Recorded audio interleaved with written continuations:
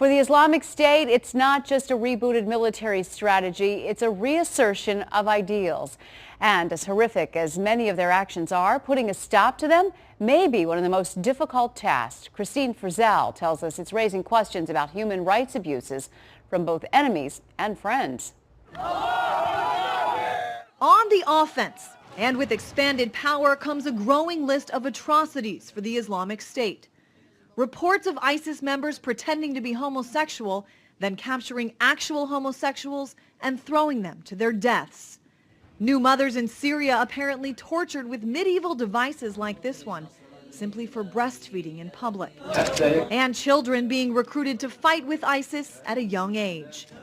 National security and terrorism expert John Hanna says when it comes to the U.S. role in stopping this, it will need to be with weapons, not words. I think what you've got to do is actually defeat them on the battlefield. You've got to, this is not an enemy we're going to be able to talk out of their human rights violations, persuade them out of their human rights violations. Hanna says attacking the ideology itself would need to come from within, something few have been willing to do thus far. What you've got to do is obviously find people in the Middle East of real authority with real religious credentials that are respected in these communities that these young people will listen to. One of the most complicated parts about the U.S. role in fighting back, according to some experts, is working to enforce human rights abuses with enemies and friends alike.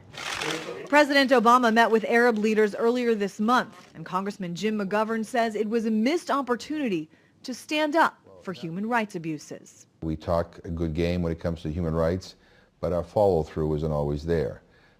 We're tougher on countries that we don't have strong economic ties with. A fear mixed messages may send the wrong messages about where the U.S. stands on human rights. I'm Kristine Frazao, Fox 45 News.